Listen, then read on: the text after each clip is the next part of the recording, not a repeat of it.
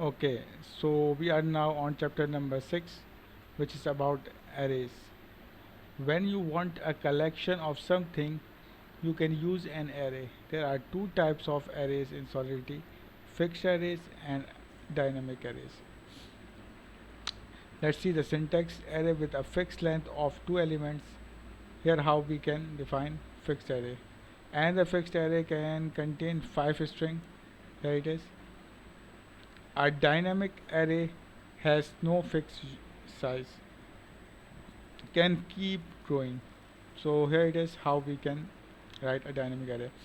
You can also create an array of structs using the previous chapter's person struct, like this.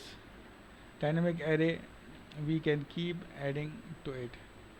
So that's how we can define uh,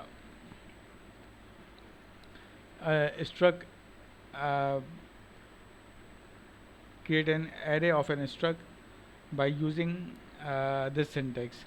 Remember that state variables are stored permanently in the blockchain, so creating a dynamic array of a struct like this can be useful for storing structured data in your contract, kind of like a database.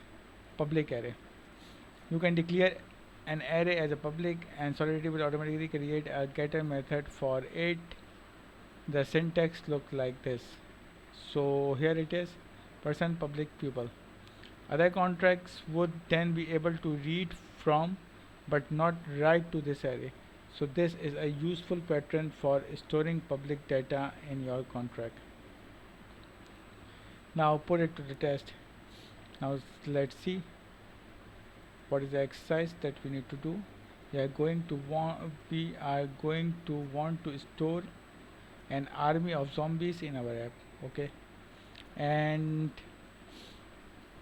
we are going to want to show all our zombies to other apps, so we'll want it to public. Okay, create a public array of zombie struck. Okay, so here how we can create it. Zombies.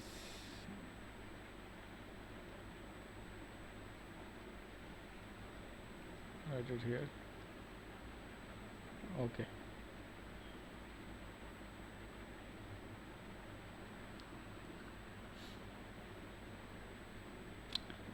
Get a public array of zombie struck and name it to zombies.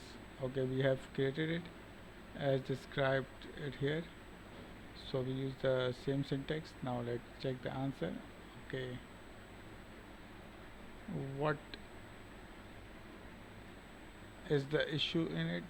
uh, I think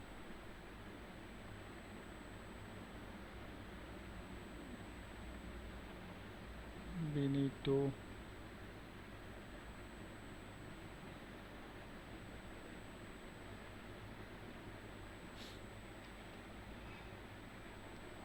write it like that.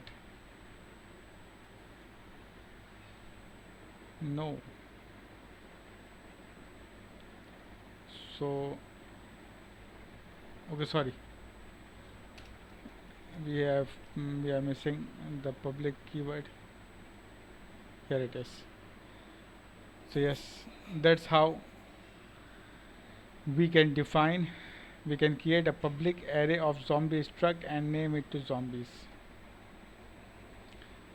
So let's move on to the chapter number 7.